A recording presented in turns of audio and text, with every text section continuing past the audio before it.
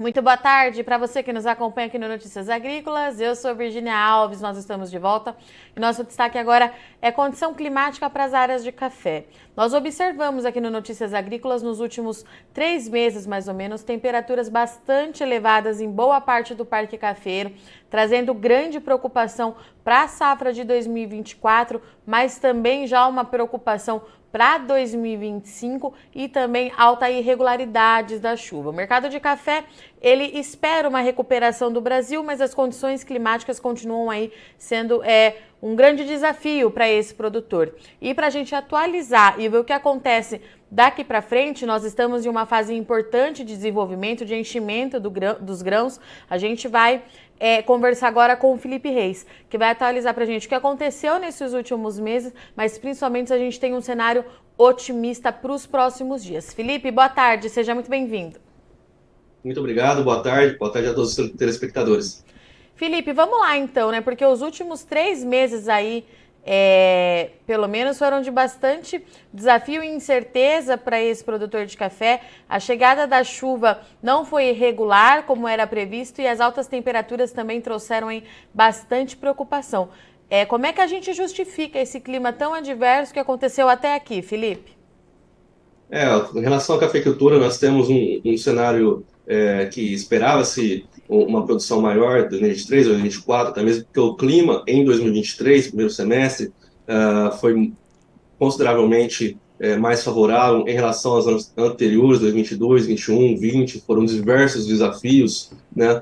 Mas aí, no segundo semestre, a consolidação do El Niño trouxe alguns impactos para o Brasil. A gente observou uma seca em setembro, outubro, que até levou ao plantio da soja um pouquinho para frente. Aqueles produtores que começavam a plantar no início de outubro, deixaram ali para quase que o final. Isso afetou não apenas a soja, a milho de primeira safra, mas obviamente também a bovinocultura de leite e também cafeicultura. Nós tivemos uma onda de calor muito forte em setembro e também em novembro perdeu um pouquinho de força, mas as temperaturas continuaram acima da média em dezembro. Essas temperaturas, altas temperaturas, podem afetar significativamente, sim, a produtividade, o potencial produtivo do café. Quando tem alta temperatura, nós temos aí normalmente a taxa de respiração das plantas aumenta, né? E isso demanda energia, energia que poderia estar sendo destinada para o potencial produtivo, para a produtividade. Então, dessa maneira que a gente consegue explicar, de maneira básica, como que essas altas temperaturas impactam. Além de tudo, ela também aumenta a evapotranspiração, ou seja, resulta numa queda da umidade do solo. E se vier associado a um baixo volume de chuvas, o que veio em setembro, outubro, novamente em dezembro, isso aumenta ainda mais a queda da umidade do solo. E a umidade do solo, ela tem uma alta correlação com a produtividade. Então, normalmente, em anos que a gente tem uma baixa umidade do solo durante o ciclo, ou durante pelo menos ali a frutificação, vamos dizer assim, nós temos uma baixa produtividade também. O lado positivo é de que este cenário de seca e calor está diminuindo, perdendo a força, principalmente para os próximos dias, tá? Então, este foi o cenário de setembro, outubro, dezembro, novembro, a gente teve algumas chuvas, né, em algumas regiões, tá? Mas ali, quando a gente olha em janeiro, já houve uma melhora da umidade do solo, e se houve uma melhora da umidade do solo, um aumento, isso quer dizer que a gente já registrou chuvas, já teve chuvas nessas regiões, mas para os próximos 10 dias, é importante falar isso, quando a gente fala de previsão, a gente sempre fala de um curto prazo, tá? A gente for falar de previsão de 2 meses, seria muito mais tendência do que uma previsão, tá? Então, para os próximos 10 dias, há uma possibilidade de chuvas acima da média para todo o setor sul de Minas Gerais, parte da macro-região ali de Ribeirão Preto, norte de São Paulo, parte do Triângulo Mineiro. Então, regiões que têm uma alta produção de café. Este é o modelo climático americano, GFS. Tá?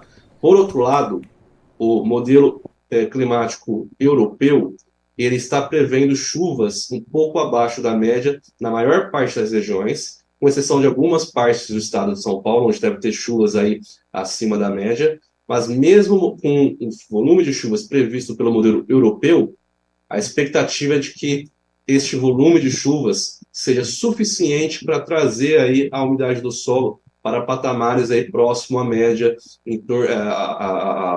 no início da segunda quinzena de janeiro, tá?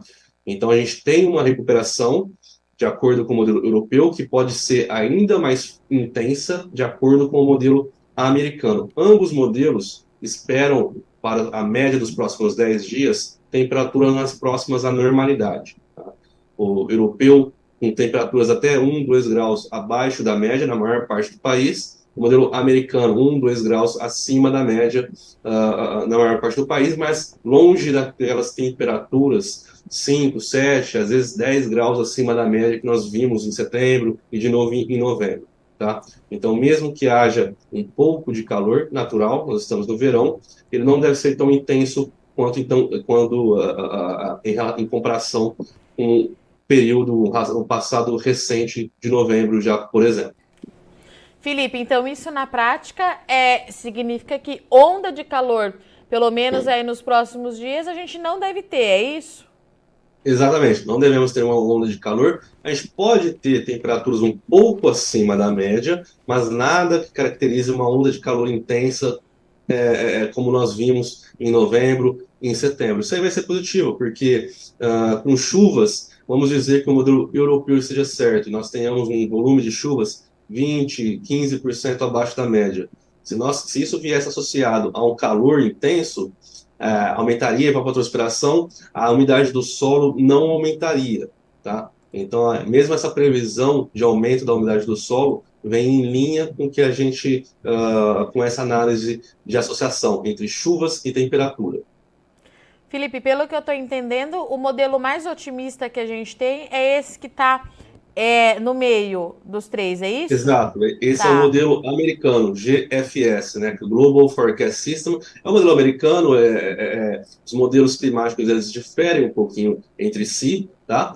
Este mapa da direita, laranja, roxo, diz respeito à umidade do solo e é considerando o cenário do primeiro mapa, à esquerda, tá? O mapa mais pessimista em relação ao volume de chuvas para os próximos dias. Tá? Então, mesmo que a gente tenha um volume baixo de chuvas, a umidade do solo deve ficar próxima à média ali na região de Minas Gerais, norte de São Paulo. Então, essa é uma boa notícia para o café, tá? Que sofreu aí com calor, com a seca em dezembro, mas para os próximos dias nós devemos sim ter uma recuperação da umidade do solo em algumas regiões do país. Tá, e Felipe, quando você já mencionou Minas Gerais e São Paulo, mas quando a gente fala de Conilon no Espírito Santo, a gente pode ter uma recuperação também?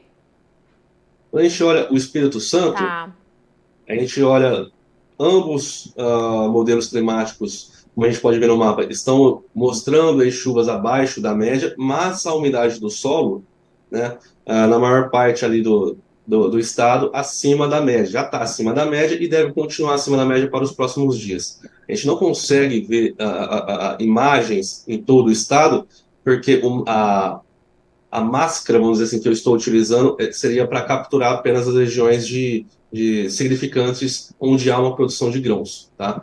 Mas essas regiões onde está roxo, quer dizer que a umidade do solo está acima da média, em torno de 10% a 20% acima da média, né? A gente tem algumas regiões no Espírito Santo onde a umidade vai continuar acima da média, mesmo com o volume de chuvas abaixo da média. Felipe, nessa condição de El Niño que nós temos, né? Os veranicos nessas áreas do Parque Cafeiro, eles podem ainda acontecer, pelo menos durante aí o verão, durante o período de permanência desse El Niño? Eles podem acontecer. A boa notícia, ou talvez apenas uma notícia, já que tem tanta incerteza em relação ao El Niño, é de que provavelmente o pico do El Niño já se foi, né? Caracterizado pela temperatura da superfície da água do Oceano Pacífico. Tá? Então pode ser que o pico já tenha sido atingido e que a partir de agora, em janeiro, fevereiro, essas temperaturas da superfície da água do Oceano Pacífico comecem a voltar um pouquinho mais para a normalidade, né? Estava em torno de 1,6 graus acima da normalidade, o que caracteriza o El Niño forte. Pode ser que isso reduza e vá próximo ali da normalidade, o que é uma boa notícia para a produção de grãos para a América do Sul. Tá? Mas realmente a gente vai ter um El Niño ativo em janeiro, apenas menos intenso do que a gente observou na segunda quinzena de dezembro, por exemplo. Tá? Fevereiro, muito provavelmente ele estará ativo, mas ainda menos intenso do que está agora. Então ele deve ir perdendo força nas próximas semanas. A gente entra no período de neutralidade, Felipe? Difícil dizer Tá. em relação ao El Niño. Eu digo isso porque a gente acompanha 7 diferentes modelos meteorológicos e todos apontavam para o El Niño forte já em junho. Depois eles postergaram para Sim. julho, depois para agosto, depois para setembro. Este El Niño forte chegou mesmo em novembro, né? Então eles foram postergando. E aí novembro, que era para ser um mês também forte, já apresentou uma queda da temperatura da superfície das águas do Oceano Pacífico. Aí voltou a subir um pouquinho em dezembro. Então, quando a gente fala de El Niño, a previsão está muito incerta ainda, mesmo porque é uma previsão para os próximos meses. Como eu falei mais cedo, quanto maior a sua previsão, o período, menor a sua a precisão, certo? E quanto menor o seu período de previsão, maior a sua precisão, tá? Então, como o pessoal trabalha aí com possibilidade para fevereiro, março, abril, ou seja, próximos meses, há um erro o desvio padrão é significante. Mas a gente não deve entrar em neutralidade antes de março, muito difícil, tá? Seria algo que nenhum dos 7 modelos que a gente acompanha está prevendo, pelo menos pelo curto prazo aí. Tá? Pelo menos em janeiro, fim de dezembro, era que em março ainda teríamos um El Niño ativo, mas bem mais fraco do que o atual. Perfeito. Felipe, só para a gente retomar, a partir de quando que as chuvas devem acontecer aí nas áreas de café? Em algumas regiões, no fim aí da primeira quinzena de janeiro, nas outras regiões após o dia 20. Então, sul de Minas, pode ser ali em torno do dia 13, 14 de janeiro. Outras regiões, 20, 21 de janeiro, essas chuvas voltam a aparecer. Perfeito. Felipe, obrigada mais uma vez pela sua disponibilidade e parceria. Já deixo o convite aberto aqui para você voltar para a gente atualizar não só os produtores de café, mas também os produtores das demais culturas. Muito obrigada. Um feliz 2024 para você e a gente continua se falando. Eu que agradeço. Feliz 2024 para todos vocês. Portanto, então, estivemos aqui com o Felipe Reis, que trouxe para a gente o cenário para as áreas de café. Temos boas notícias, de acordo com o Felipe, onda de calor não deve voltar a acontecer, pelo menos aí até o final de janeiro, queda nas temperaturas e o retorno das chuvas, principalmente ali no sul de Minas Gerais, Triângulo Mineiro, no norte de São Paulo e também em áreas do Espírito Santo. Essa condição vai ser favorável para a recuperação hídrica do solo, para enchimento dos frutos, é claro, e a gente já começa a pensar também no desenvolvimento vegetativo para 2025. O Parque Cafeiro sentiu bastante entre os meses de setembro e dezembro. As altas temperaturas e a irregularidade da estação chuvosa trouxe bastante preocupação. O mercado reagiu a isso, é um mercado ainda muito volátil por conta dessa incerteza em relação à produção do Brasil, mas pelo menos para os próximos 10 dias o cenário é de uma tendência aí mais positiva quando a gente fala em relação às chuvas. Os tratos culturais também ficaram atrasados em boa parte aí do Parque Cafeiro por conta do atraso da umidade, da chuva, e agora o produtor consegue pelo menos começar a colocar a casa em ordem, tá certo? Eu sou Virginia Alves, agradeço muito sua audiência e companhia, mas não sai daí que já já a gente está de volta.